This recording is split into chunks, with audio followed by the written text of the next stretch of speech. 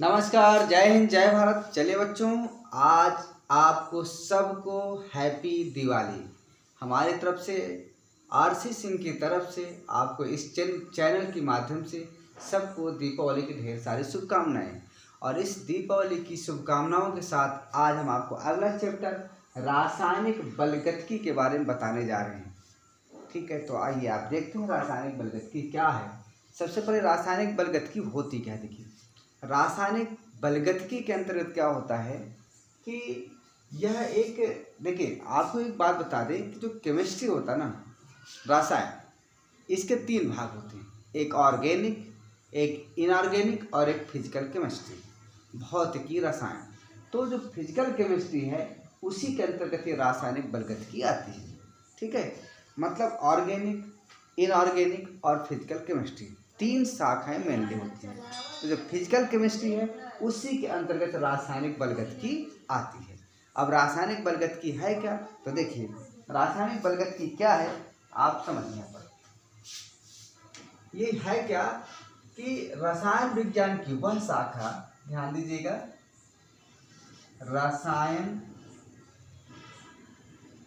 विज्ञान की वह शाखा,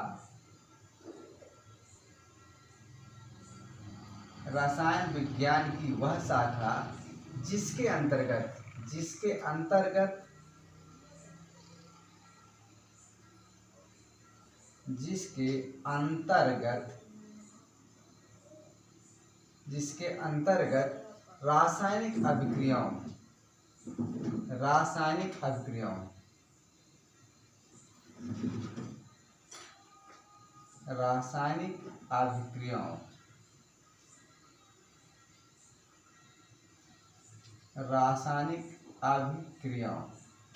रासायनिक अभिक्रियाओं के वेग भाई, रासायनिक अभिक्रियाएं हैं तो उन पर कुछ वेग ना होगा ना, किसी स्पीड से तो होगी ना। तो वही रासायनिक अभिक्रियाओं के जो वेग है, जिसको हम दर भी कहते हैं, वेग तथा रासायनिक अभिक्रियाओं के वेग तथा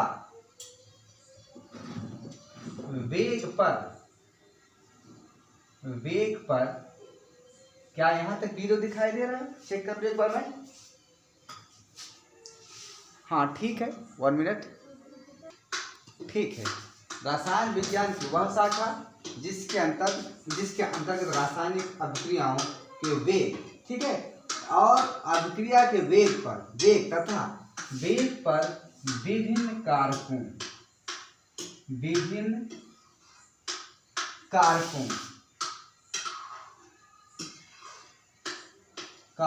जैसे सांद्रता, ताप, सांद्रता हो गया, ताप हो गया, दाब व उत्प्रेरक क्या हुआ? सांद्रता हो गया, ताप हो गया, दाब हो गया, उत्प्रेरक है आदि के प्रभाव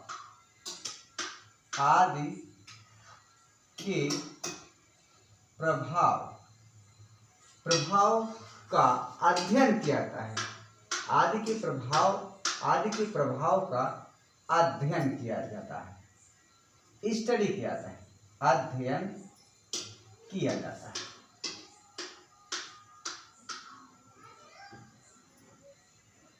जी ठीक है, यानी जो आपकी रासायनिक बलगतकी है वह रसायन विज्ञान की ही एक शाखा है, जिसके अंतर्गत कोई भी अभिक्रिया है उसका वेग क्या है, उसके वेग पर कारकों का प्रभाव क्या पड़ रहा है, सांद्रता का प्रभाव क्या पड़ेगा, अगर अभिकारक की सांद्रता बढ़ा दी जाए तो क्या होगा वेग, अगर अभिक्रिया की ताप टेम्परेचर बढ़ा दिया जाए तो क्या होगा, दाब बढ़ाया जाए तो क्या होगा, उत्प्रेरक डाला जाएगा तो क्या होगा। अगर ये सब का अध्ययन किया जाता है तो वह रासायनिक बलगतकी के अंतर्गत आता है। अब आगे देखिए क्या होता है। अब रासायनिक बलगतकी के बाद अगर हम यहाँ पर वेग की बात कर रहे हैं तो सबसे पहले हम जानना चाहते हैं कि वेग क्या है, अभिक्रिया का वेग क्या है। तो यहाँ से हम अभिक्रिया का वेग को डिफाइन कर रहे हैं। ध्यान से देखिए, बहुत इंपॉर्टेंट ये आपका लेक्चर होने वाला है आज का। यहाँ हम लिखते हैं अभिक्रिया का वेग। अभिक्रिया का वेग, अभिक्रिया का वेग, ये हो गया अभिक्रिया का वेग। देखिए क्या होने वाला है, तो जो अभिक्रिया का वेग होता है क्या होता है ये कि एकांक समय में, एक इकाई समय में अभिकारक की सांद्रता में होने वाला परिवर्तन या उत्पाद की सांद्रता में होने वाला परिवर्तन जो होता है वही आपका होता है अभिक्रिया का वेग। तो इसको डिफाइन कैसे करेंगे, यहाँ डिफाइन कैसे करेंगे, इकाई समय में, इकाई समय में, इकाई समय में मैं क्या लिख लूँ, उसके बाद आपको फिर वीडियो चालू कर देंगे क्योंकि इस प्रकार समय ज़्यादा लगता है। चलिए हमने लिख दिया, देखिए अभिक्रिया का वेग, तो ये हमने यहाँ पर लिख दिया। वीडियो इसलिए रोकना पड़ा क्योंकि हम लिख करके जल्दी से बता देंगे। इकाई समय में किसी भी अभिकारक या उत्पाद की सांद्रता में होने वाले परिवर्तन को रासायनिक अभिक्रिया की दर या रासायनिक अभिक्रिया का वेग कहा जाता है। अब यहाँ समझने की कोशिश करिए, मैं आपको ओरली समझाता हूँ या आपको लिख कर समझाता हूँ, बेस्ट एग्जाम्पल के साथ समझाऊंगा, आप परेशान मत होइएगा। तो देखिए आप कैसे होने वाला है। मान लीजिए कोई एक अभिक्रिया है, मान लीजिए कोई एक अभिक्रिया है। अब इससे अगर सूत्र लिखना चाहते हो सूत्र भी आप लिख सकते हैं, कोई दिक्कत नहीं है यहाँ पर। तो सूत्र हम अभी आपको बताते हैं, लेकिन पहले आप देखिए विथ एग्जाम्पल। मान लीजिए कोई एक रिएक्शन है आपके पास, ये रिएक्शन है आपके पास, फटाफट देखिए। मान लीजिए कोई एक अभिकारक है आपकी यहाँ ए से, ये कोई आपका अभिकारक है और ये पी में बदल रहा है। कोई अभिकारक है, ये कोई रिएक्शन है जिसका अभिकारक ए है और प्रोडक्ट के रूप में पी, ठीक है। तो देखिए होता क्या है, इसको हम थोड़े और आगे लिख लें, ए बदल रहा है पी में। अब देखिए होता क्या है कि मान लीजिए अभिकारक है, प्रारंभ में जो अभिकारक है उसकी मात्रा कुछ तो होगा, ठीक है। तो यहाँ अभिकारक मान लीजिए शुरू में जब टी बराबर समय, जब टी बराबर 0 समय लिया गया तो उसमें मान लीजिए इसके 10 मोल हैं। मान लीजिए अभिकारक के क्या हैं, 10 मोल हैं। तो जो अभिकारक के 10 मोल हैं, जब टी 0 मतलब समय बिल्कुल 0, अभी एग्जैक्ट नहीं, अभी इसमें क्या हो रहा है, काम नहीं हो रहा है। अभी हमने ले करके दो प्रोडक्ट हमने लिया, दो प्रोडक्ट लिया, एक प्रोडक्ट यहाँ है, एक प्रोडक्ट यहाँ है, इन दोनों को मिला रहे हैं। तो जब मिला रहे हैं ना, तो मिलाने के पहले, जस्ट मिलाने के पहले जब हम कैलकुलेशन करना स्टार्ट करेंगे, जस्ट उसके पहले तो प्रोडक्ट तो बनाना होगा क्योंकि मिलाया नहीं है, क्योंकि टी इज इक्वल टू 0, ठीक है। तो मिलाने के बाद आपको प्रोडक्ट बनेगा। तो शुरू में जब टी बराबर 0 है, टी बराबर 0 है, तो उस समय जो अभिकारक हमारे पास है वो क्या है, 10 मोल है मान लीजिए। तो ये प्रोडक्ट कितना होगा उस समय आपके पास, कितना होगा भैया आपको प्रोडक्ट, ये प्रोडक्ट होगा आपके पास 0, ये हो गया। फिर मान लीजिए टी बराबर 2 सेकेंड, ये 2 सेकेंड यहाँ समय लिख देते हैं, सेकेंड में है, ठीक है। अगर 2 सेकेंड में क्या होता है कि अभिकारक ए से कुछ मोल हट गए, मान लीजिए ये बचा कितना, आपका बचा 8 मोल। जब ये 8 मोल बचा है तो इसका मतलब कितना निकल गया इससे, 2 मोल। तो यहाँ प्रोडक्ट कितना बनेगा, 2 मोल। सॉरी, हाँ बिल्कुल सही, करेक्ट, कोई दिक्कत नहीं। फिर मान लीजिए ये टी बराबर 2 सेकेंड के बाद है, मान लीजिए टी बराबर हम 4 सेकेंड में देखें। जब हम टी बराबर 4 सेकेंड में देखेंगे तो ये मान लीजिए 6 मोल बचा है, तो इसका मतलब 4 मोल चले गए। जब 4 मोल चले गए तो प्रोडक्ट ही 4 बना होगा, तो यहाँ पर प्रोडक्ट कितना हो जाए, 4 मोल हो गया। फिर मान लीजिए टी बराबर हमने लिया 6 सेकेंड, अब ये बचा आपका 4 मोल, कितना बचा, 4 मोल। तो जब 4 मोल बचा इसका मतलब 6 मोल चले गए होंगे। 6 मोल कहाँ चले गए होंगे, प्रोडक्ट बना करके। तो यहाँ पर प्रोडक्ट क्या हो गया आपका, 6 मोल। दोनों केसेस में देखिए, दोनों केसेस में देखिए, हर जगह जो आपके इनका योग है आपका क्या है, बिल्कुल इक्वलेंट है। यहाँ 10 + 0 = 10, 8 + 2 = 10, 6 + 4 = 10, 4 + 6 = 10 मोल, ठीक है। तो देखिए यहाँ पर हो क्या रहा है, जिस स्पीड से अभिकारक की सांद्रता घट रही है, जिस स्पीड से अभिकारक की सांद्रता घट रही है, उसी स्पीड से जो प्रोडक्ट है वो बन रहा है। यहाँ देखिए गौर करने की बात है, यहाँ देखिए कि यहाँ पर क्या हो रहा है, ये डिक्रीज हो रहा है, ये इधर क्या हो रहा है, घट रहा है। ये अगर घट रहा है तो ये क्या हो रहा है, इधर बढ़ रहा है, क्या हो रहा है, बढ़ रहा है। बस इतना ध्यान रखिएगा कि जितनी मात्रा में अभिकारक, जिस स्पीड से अभिकारक की सांद्रता घट रही है, उसी स्पीड से जो उत्पाद है वो बन रहा है। तो स्पीड तो एक हो गई भाई, जितनी मात्रा में ये घट रहा उतनी मात्रा में प्रोडक्ट बन रहा, उत्पाद बन रहा, तो बात तो बराबर हुई भाई। यहाँ से 2 मोल घटा तो यहाँ 2 मोल बन गया। यहाँ देखिए, यहाँ क्या हो, 6 मोल घट गए, यहाँ से 4 मोल चला गया तो 4 मोल बन गया। यानी अभिकारक की जो स्पीड है वियोजन की, वही है प्रोडक्ट के बनने की। बात समझ में आ रही? बहुत इंपॉर्टेंट क्लास होने वाला है, इसको आप बस धैर्य धारण करके देखिए। तो मैं ये कह रहा हूँ, जो वेग होता है अभिक्रिया को स्पीड, जो वेग या जो स्पीड होता है वो है क्या भैया? तो वो जो आपका वेग है वो क्या है? अभिकारक की वियोजन क्षमता या अभिकारक की सांद्रता में होने वाला परिवर्तन, ठीक है। या हम कह सकते हैं उत्पाद की सांद्रता में होने वाला परिवर्तन। बात समझ आ रही? तो यहाँ से हम क्या लिख सकते हैं? 2 चीज लिख सकते हैं, 2 प्रोडक्ट। थोड़ी 1 मिनट, थोड़ी मैं पानी पीऊं।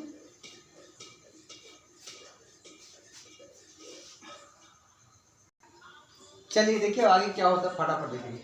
अब यहाँ पर जो मैंने आपको ये बताया, आपको हमने बताया कि जिस स्पीड से अभिकारक की सांद्रता घट रही है, उसी स्पीड से उत्पाद की सांद्रता बढ़ रही है। यानी अभिकारक की सांद्रता में परिवर्तन भी हो रहा है और उत्पाद की सांद्रता में परिवर्तन हो रहा है। तो अब देखिए इसको कैसे मैं डिफाइन करने जा रहा हूँ, ठीक है। तो यहाँ लिख सकते हैं अभिक्रिया का वेग। इसलिए जो अभिक्रिया का वेग है, अभिक्रिया का जो वेग है, कैसे इसको डिफाइन किया जा रहा है? तो देखिए अभिक्रिया के वेग का वेग क्या जाएगा? अभिकारक के घटने की दर, यहाँ लिख सकते हैं, क्या लिख सकते हैं? हम लिख सकते हैं अभिकारक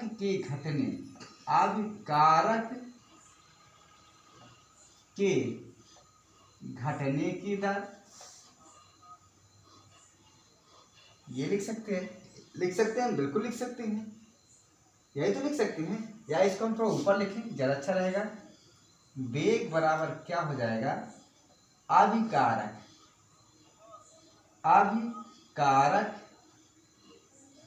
के घटने की दर, ये हो सकता है, बिल्कुल हो सकता है। अभिकारक घट तो ही रहा है, अब किस स्पीड से घट रहा है वो तो अलग की चीज है। या हम लिख सकते हैं, यहाँ लिख सकते हैं, क्या लिख सकते हैं? वेग बराबर उत्पाद के बनने की दर। दोनों सिचुएशन में एक ही चीज है भाई, या तो अभिकारक बनेगा, अभिकारक घटेगा, या उत्पाद बनेगा, ठीक है। अब इसी को हम लिख सकते हैं, क्या लिख सकते हैं इसको, और क्या लिख सकते हैं भाई? 2 केसेस है, या तो अभिकारक घटेगा या तो उत्पाद बनेगा। तो हम कह सकते जो स्पीड है अर्थात जो वेग है अभिक्रिया की, वो अभिकारक के घटने की दर होती है, या कह सकते हैं उत्पाद के बनने की दर। अब इसको कैसे लिख सकते हैं? अब इसको लिख सकते हैं अभिकारक की सांद्रता, क्या लिख सकते हैं? अभिकारक की सांद्रता में परिवर्तन बटे समय हो सकता है, परिवर्तन, समय परिवर्तन लिख सकते हैं, समय परिवर्तन।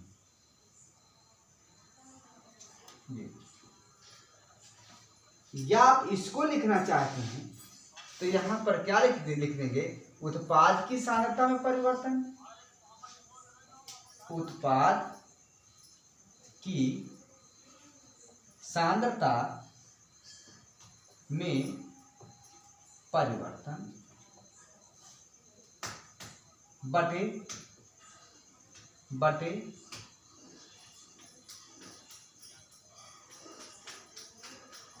परिवर्तन में लगा समय में परिवर्तन। समय में परिवर्तन। ये दो केसेस बन रहे हैं, ठीक है। ये थोड़ी टेढ़ी होगी लाइन, थोड़ी एक मिनट मैं इसको लिखे दे रहा हूं। उत्पाद के बनने की दर,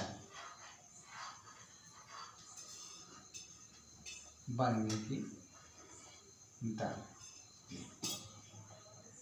ये दोनों केसेस में देखिए, जो वेग है अभिकारक के घटने की दर होती है या उत्पाद की बनने की दर।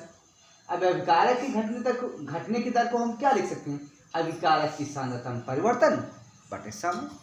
यहाँ क्या लिख सकते हैं? उत्पाद की सांद्रता में परिवर्तन बटे समय में परिवर्तन। अब यहाँ से देखिए क्या होता है कि अगर हम मान लीजिए जो अभिकारक है, अभिकारक को रिएजेंट कहते हैं अर्थात R से शो करेंगे। तो मान लीजिए प्रारंभ में अभिकारक R1 था और बाद में अभिकारक R2 हो गया। मान लीजिए प्रारंभ में अभिकारक R1 था, बाद में हो गया R2। अब पहले जो समय था T1 था, बाद में समय T2 हो गया। यानी जब T1 समय था उस समय अभिकारक R1 था, जब T2 समय हुआ तो उस समय अभिकारक R2 हो गया। तो जो आपकी स्पीड है वो क्या होगी? तो अभिकारक में परिवर्तन बटे समय में परिवर्तन। तो अभिकारक में परिवर्तन कितना हुआ? R2 minus R1, R2 minus R1। और समय में परिवर्तन कितना हुआ? T2 minus T1। तो इसको हम लिख सकते हैं, क्या लिख सकते हैं? अभी सब कॉमन सेंस की चीज़ें हैं, आप लोग अपने से इसको लिख सकते हैं, ठीक है। तो यहाँ लिख सकते हैं, हम क्या लिख सकते हैं? R2 माइनस R1 बटे T2 माइनस T1 लिख सकते हैं, बिल्कुल लिख सकते हैं।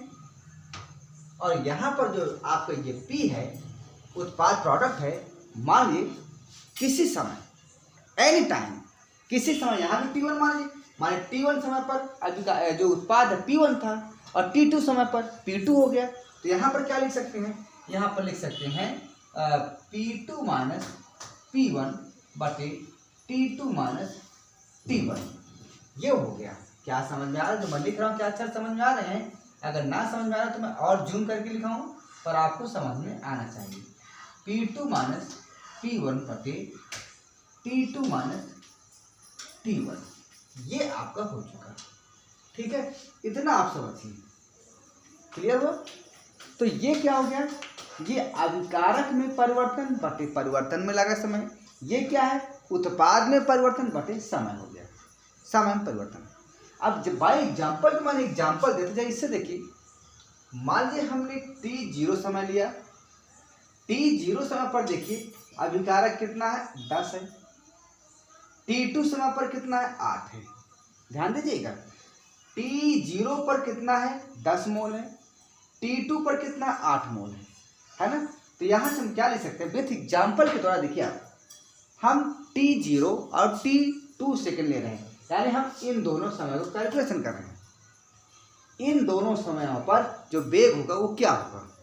तो देखिए पहले कितना था? T0 पर 10 मोल था, बाद में कितना हुआ? T2 पर 8 हुआ। तो R2 माइनस R1, ये R2 हो गया, ये R1 हो गया। तो 8 माइनस 10, यहाँ लिखेंगे, क्या लिखेंगे? यहाँ लिखेंगे 8 माइनस 10।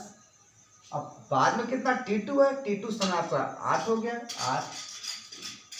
और समय कितना था? 10, यहाँ 10 कर देंगे,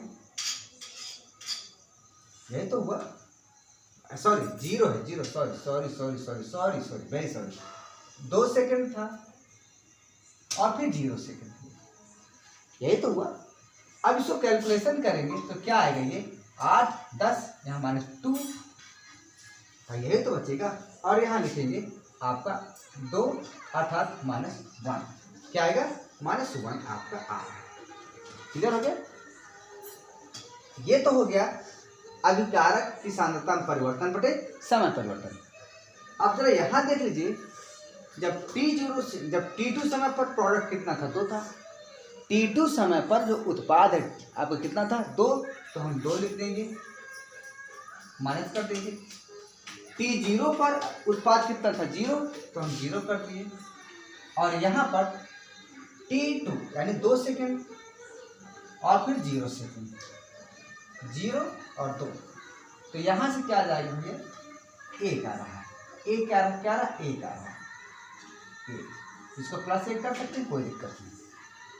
अब देखिए ये हुआ एक मजेदार चीज, यानी दोनों का जो वेग है वो 1 आ रहा है। Numerical value is 1 but sign is fail.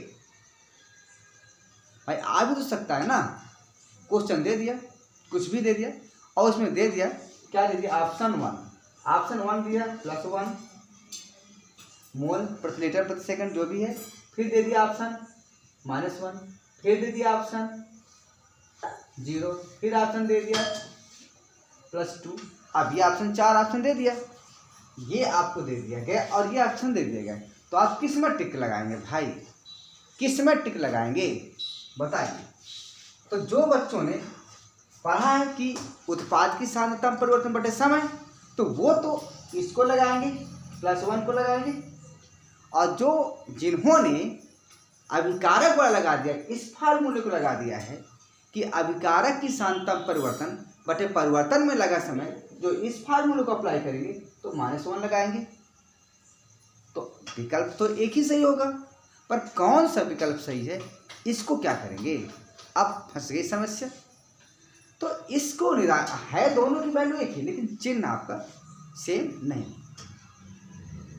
ये हम जानते हैं कि जो -1 है ये कमी को दर्शाता है, ये हमें पता है, ये हमको पूरी तरह से पता है कि जो -1 आ रहा है ये कमी को दर्शा रहा है, और जो +1 आ रहा है ये वृद्धि को दर्शा रहा है। पर विकल्प में अगर दे देगा तो हम क्या करेंगे, एनसीईआरटी के वर्ड हैं ये, एनसीईआरटी ऐसे पूछता सवाल, ध्यान दीजिएगा। तो यहाँ पर आप क्या करेंगे, बड़े बड़े वैज्ञानिक इस समस्या इस प्रॉब्लम से निकलने के लिए बहुत कुछ वैज्ञानिक, बहुत अच्छे वैज्ञानिकों ने एक नमूना दिया, एक आइडिया दिया।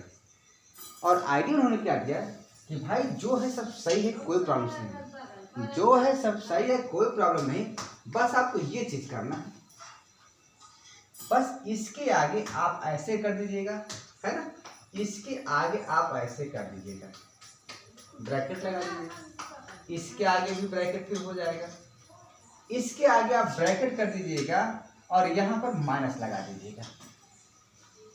ये उन्होंने कहा, ब्रैकेट लगा करके माइनस कर देंगे। अब जब ब्रैकेट लगाकर माइनस लगा देंगे तो अब क्या होगा, ये पूरा ब्रैकेट यहाँ माइनस, ये पूरा ब्रैकेट यहाँ माइनस, अब यहाँ क्या हो जाएगा +1 हो जाएगा ये। तो इस प्रकार से चाहे आप अभिकारक को लेकर के कैलकुलेशन करें, चाहे आप उत्पाद को लेकर कैलकुलेशन करें, दोनों को आंसर दोनों केसेस में एक ही आएगा। मजा आया तो लाइक जरूर करिए, सब्सक्राइब जरूर करिए, क्योंकि हम step by step, chapter by chapter आपको इस साल 2024 की जो एग्जाम होने वाला है पूरा केमिस्ट्री खत्म कर देंगे, आप परेशान मत रहिएगा, ठीक है। तो इतना आप नोट डाउन कीजिए और लाइक जरूर करिए, नोट डाउन कीजिए, इसको स्क्रीन शॉट लीजिए फटाफट।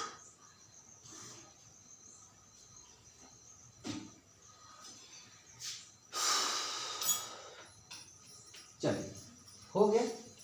तो चलिए अब मैं आपको यहाँ से कुछ और चीज़ बताने जा रहा हूँ, ठीक है।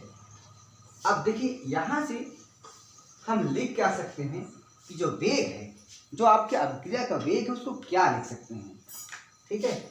जो वेग है उसको हम क्या लिख सकते हैं, ये वेग को हम लिख सकते हैं, क्या लिख सकते हैं, मान ली कोई एक अभिक्रिया है, अभिक्रिया दे देते पहले उसके बाद लिखते हैं, है ना। मान ली कोई अभिक्रिया आपकी है, आपका क्या है, यहाँ से लिख देते हैं A + B और ये आपको C और B में कन्वर्ट हो रहा है, क्लियर। तो अब इसका वेग लिखना है, तो वेग हम 4 प्रकार से लिख सकते हैं। क्या कैसे लिख सकते हैं आप देखिए, एक ही सांद्रता में परिवर्तन, एक ही सांद्रता में परिवर्तन बटे परिवर्तन में लगा समय। तो हम इसको कैसे लिखेंगे, देखिए ये आपका हो गया ΔA, सांद्रता को ब्रैकेट लिखाता है A, ये हो गया आपका, यहाँ डेल्टा लगा दो, यहाँ ΔT, एक चीज हो गया। लेकिन यहाँ कहीं क्या रहा 1 मिनट भाई, यार क्या हो रहा है, बार बार मिटाना, ये तो फिर समय बर्बाद हो रहा है बच्चों का।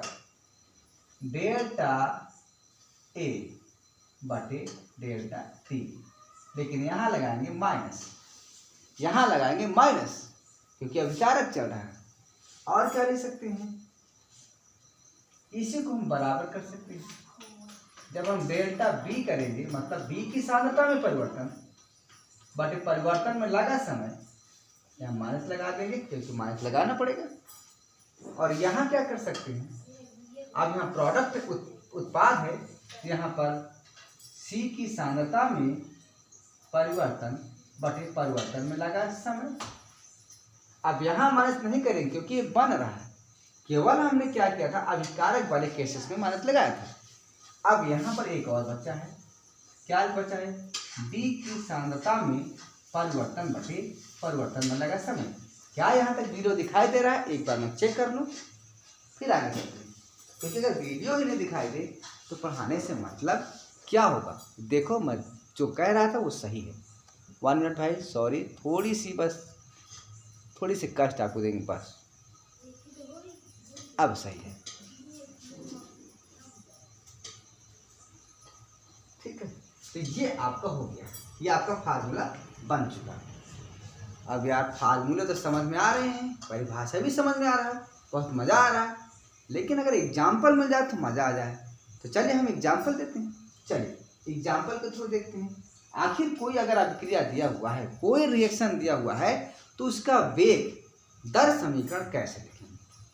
तो चलिए मान लीजिए अब हमारे पास एक ही सिंपल रिएक्शन है, वर्ग विधि, क्या है, अमोनिया का निर्माण, समझा रहे। फिर उसके बाद सवाल करेंगे, बड़े बड़े अभिक्रिया लिखेंगे। तो यहाँ से एक अभिक्रिया क्या है हमारे पास, एग्जाम्पल के द्वारा देखिए, एग्जाम्पल के द्वारा हम आपको दे रहे हैं, ठीक है। हमारे पास अभिक्रिया है नाइट्रोजन प्लस 3 हाइड्रोजन, और ये बनाएगा आपका, क्या बनाएगा, 3NH3। क्या बन रहा है ये, मैं चेक कर लूँ एक बार, चेक कर लूँ, ये बनेगा आपका NH3, सही तो होता है। यहाँ 2 लगाओ तो यहाँ 3 करना पड़ेगा, यह आपका रिएक्शन हो गया, ठीक है। तो एक बात ध्यान रखिएगा, अगर इसका दर समीकरण हमको लिखना है, अभिक्रिया का वेग समीकरण लिखना है, तो एक बहुत अच्छा आप समझिए, बहुत इंपॉर्टेंट चीज़ बताने जा रहे हैं, आप उसको देखिएगा, ठीक है। तो देखिए, जैसे मान लीजिए हमारे पास क्या है, इसका वेग लिखना है, तो वेग बराबर क्या लिख सकते हैं, वेग, बताइए फटाफट। तो हम वेग लिख सकते हैं, वेग बराबर नाइट्रोजन की सांद्रता में परिवर्तन, ठीक है। यहाँ नाइट्रोजन लिखिए, ये सांद्रता हो गया, डेल्टा हो गया, और यहाँ परिवर्तन में लगा समय, ये हो गया, ठीक है। अब मैं बार बार ये माइनस लिखना भूल जाता हूँ, तो मैं थोड़ी इसको और इधर करूँगा, माइनस लग गया, हो गया। फिर यहाँ पर लिखेंगे, क्या लिखेंगे, बराबर करेंगे हाइड्रोजन की सांद्रता में परिवर्तन बटे परिवर्तन में लगा समय, ये हो गया। और एक बात ध्यान रखिए कि जो इसका रस समीकरण मिति गुणांक है, उसको भाग दीजिए, जितना भी लिखा उसका भाग देंगे, जिसके आगे कुछ नहीं लिखा कुछ नहीं करेंगे। और साथ में हम माइनस इसको लगाना भूलेंगे नहीं, क्योंकि अभिकारक केस है, अभिकारक चल रहा है। अब बचा प्रोडक्ट, तो इसको लिखेंगे अमोनिया की सांद्रता में परिवर्तन बटे परिवर्तन में लगा समय, लेकिन यहाँ रस समीकरण मिति गुणांक 2 है, इसको हम 1/2 कर लेंगे। ये हमारा हो गया इस समीकरण के लिए वेग समीकरण, क्लियर। चलिए इसी प्रकार अगर कोई आपको और उल्टा पुल्टा दे दे रिएक्शन, तो आप क्या करेंगे, जैसे मान लीजिए आपको एक रिएक्शन दे दिया गया, क्या दे दिया गया, मैं यहाँ रिएक्शन लिख दूँ, उसके बाद आप देखिए क्या है। मान लीजिए यहाँ पर से आपको दे देगा 2A + 3B बराबर 4C + 5D, मान लीजिए इस प्रकार का रिएक्शन कुछ दिया हुआ है, तो आप कैसे लिखेंगे दर समीकरण? तो देखिए वेग समीकरण आप किस प्रकार लिखेंगे, ध्यान रखिएगा, ठीक है। तो यहाँ लिखेंगे सांद्रता ए में परिवर्तन बटे परिवर्तन में लगा समय, और यहाँ रस समीकरण में थी गुणांक कितना है 2, तो इसका हम 2 का भाग दे देंगे, और यहाँ पर माइनस जरूर लगाएंगे। क्लियर? इसी प्रकार यहाँ देखिए सांद्रता बी में परिवर्तन, ये हो गया, बटे परिवर्तन में लगा समय, ये हो गया। यहाँ पर 1/3 कर देंगे। क्यों कर देंगे? क्यों कर देंगे भाई, क्या जरूरत है? अरे यहाँ 3 लिखा हुआ, रस समीकरण में थी गुणांक, तो यहाँ 3 लिख देंगे और माइनस लगा देंगे, ठीक है। चलिए बहुत अच्छे। फिर आगे देखिए यहाँ पर क्या लिखेंगे, सी में परिवर्तन बटे डेल्टा टी, और यहाँ पर 1/4 लिखेंगे। हम क्या लिखेंगे 1/4, तो बहुत नजदीक हो गया, तो पहले ही मैं 1/4 लिख देता हूँ, ठीक है। उसके बाद लिखता हूँ, ये हो गया, और यहाँ पर 1/5, और यहाँ पर डेल्टा सी मतलब सांद्रता, सॉरी डी है हम, भाई क्या कर रहे हो, डेल्टा डी बटे डेल्टा टी, ये हो गया। जब रस समीकरण में थी गुणांक दिए हों, तो उस केसेस में आपको ये अभिक्रिया का वेग नियम या दर समीकरण इस प्रकार लिखा जाता है। अब मैं आपको कुछ सवाल दूंगा, लेकिन इसके पहले आप स्क्रीनशॉट लीजिए, उसके बाद मैं इसको मिटाने जा रहा हूँ।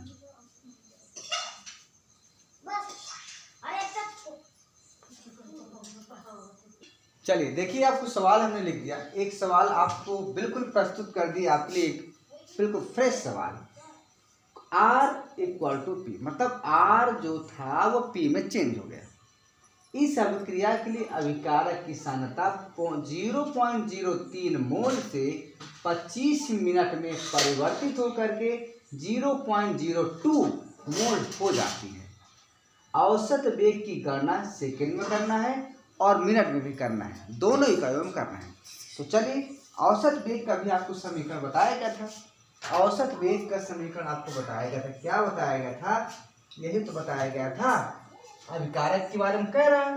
तो यहाँ पर दिया गया था R1 कितना है भैया, R1 है आपके पास 0.03 मोल, R2 कितना हो गया, R2 हो गया आपको 0.02 मोल, है ना। अब परिवर्तन के समय कितना लगा, यहाँ डेल्टा टी तो दे रखा है, समय ही तो है 25 मिनट, ये हो गया आपका। अब इसके बाद जब इतना हो गया तो आप लिख सकते हैं, क्या लिख सकते हैं, लिख सकते हैं वेग बराबर R2 माइनस R1 बटे डेल्टा टी, और यहाँ पर लगा देंगे आप, क्या लगा देंगे माइनस, यहाँ T2 माइनस T1 कर सकते हैं भाई। T पर 0, जब यहाँ 0.03 मोल था तो T1 बराबर 0 रहा होगा, T1 बराबर 0 रहा होगा, ये कहाँ पर था, T1 बराबर 0 पर, और ये कब हुआ, ये T2 बराबर क्या होगा 25 मिनट हो गया। तो 25 माइनस 0 लिख सकते हैं नीचे, बिल्कुल लिख सकते हैं 25 माइनस 0। तो जब यहाँ जो आपका डेल्टा टी आएगा वो क्या आएगा, 25 माइनस 0, ये तो आएगा। या इसको लिख सकते हैं T2 माइनस T1, यहाँ से लिख सकते हैं, क्या लिख सकते हैं 25 माइनस 0 बराबर 25, तो आएगा, ये आएगा। तो वही हम यहाँ लिख देंगे, ठीक है। तो यहाँ से हो गया माइनस R2 का मान कितना है आपका 0.02 माइनस 0.03, और यहाँ पर हो गया आपका 25 हो गया।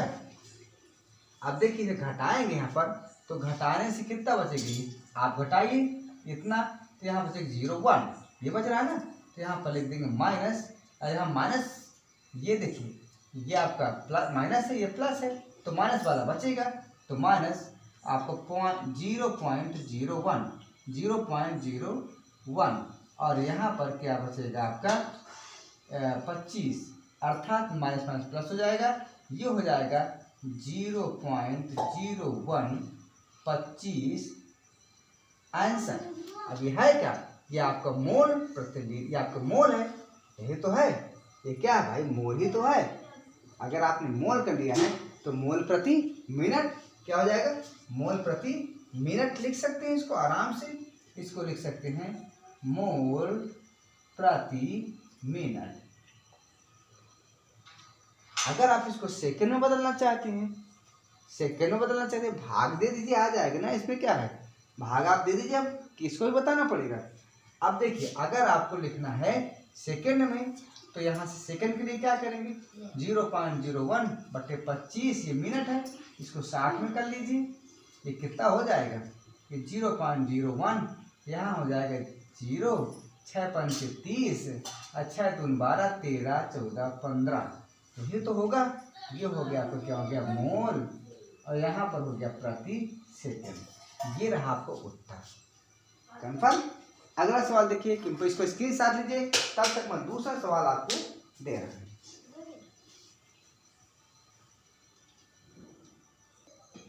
चलिए, दूसरा सवाल आपके पास फिर से फटाफट सवाल हमने लिख दिया है। ये आपका दूसरा सवाल है। देखिए क्या सवाल है।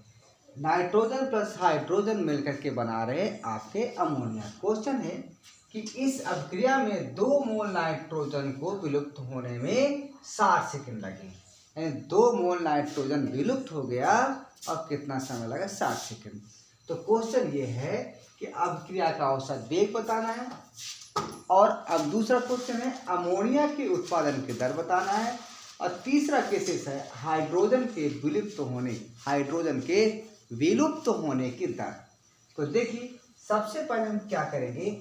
हम यहाँ हल करेंगे और लिखिए, क्या लिखेंगे? देखिए, यहाँ लिखेंगे हम पहले दर समीकरण, है ना, लिखेंगे दर समीकरण।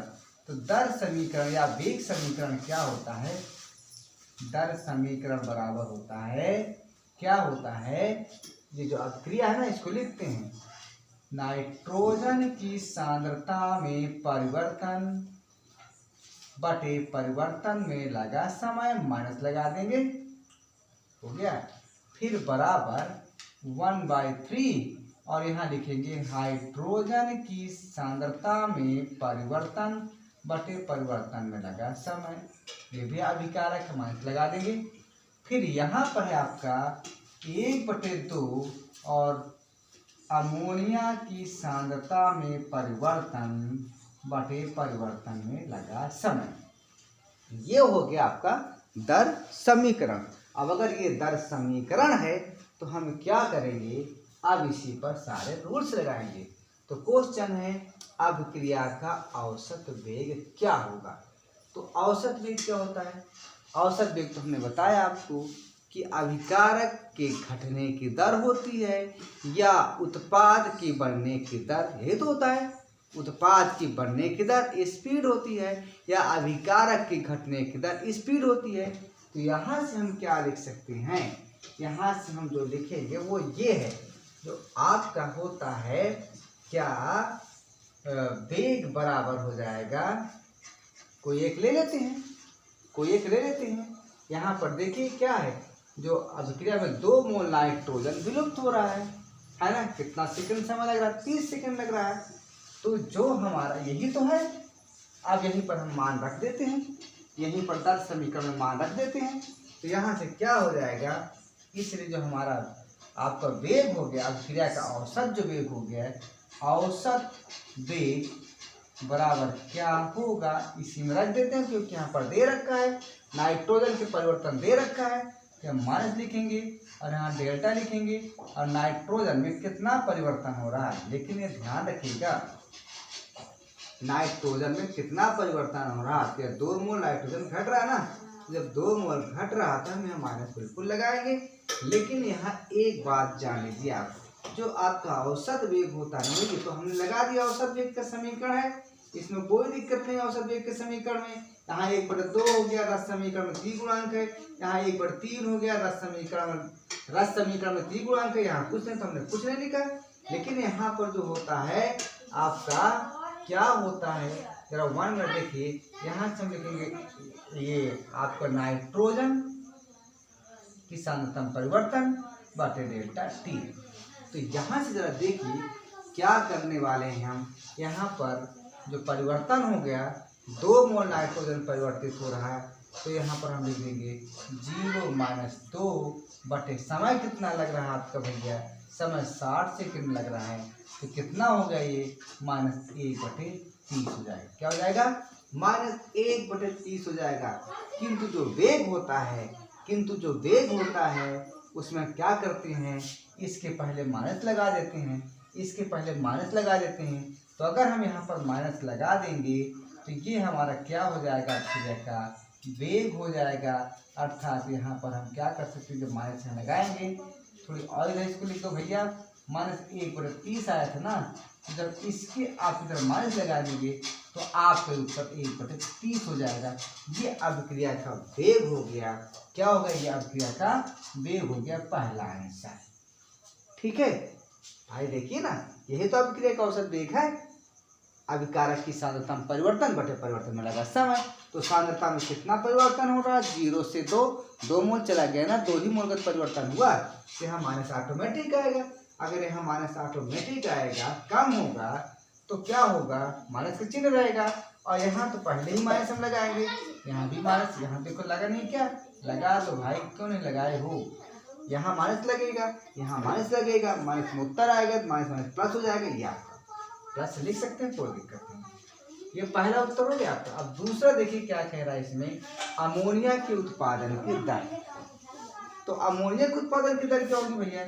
अमोनिया के उत्पादन की दर हो जाएगा डेल्टा अमोनिया की सांद्रता में परिवर्तन बटे परिवर्तन में लगा समय। यही तो है। अब अमोनिया है कहाँ? इधर है, तो प्लस रहेगा। अब यहाँ देखिए, इसी को हमको निकालना है, इसको हमको, यही तो है। अब अमोनिया के उत्पादन की दर निकालना है, तो यही तो आपका है। तो यहाँ पर लिखेंगे, क्या करेंगे, 1 मिनट थोड़ा सा, चलिए देखिए क्या यहाँ पर हो रहा है, हमको ये निकालना है ना। अब यहाँ पर देखिए आपके पास क्या दे रखा है, आपको जो दे रखा है, इस रिलेशन से हम काम चलाएंगे, तो यहाँ पर देखिए रिलेशन में क्या है, ये, और ये किसके बराबर है भैया? इसके बराबर है। किसके बराबर है? इसके बराबर है। तो क्या हम इसको यहाँ पर लिख सकते हैं? बिल्कुल, ये हमको निकालना है, इसको ध्यान रखें, हमें ये चीज निकालना है। ठीक है, तो अब देखिए हमारे पास है क्या, हमारे पास है 1/2। यहाँ से देखिए, यहाँ अमोनिया की सांद्रता में परिवर्तन बटे परिवर्तन में लगा समय, यही निकालना है। और ये किसके बराबर है भैया? ये इसके बराबर है। और इसका मान कितना आया भैया? इसका मान आया 1/30। यहाँ से हम निकालेंगे डेल्टा यानी अमोनिया की सांद्रता में परिवर्तन बटे परिवर्तन में लगा समय। यही तो है, यही तो निकालेंगे, और क्या करेंगे भाई?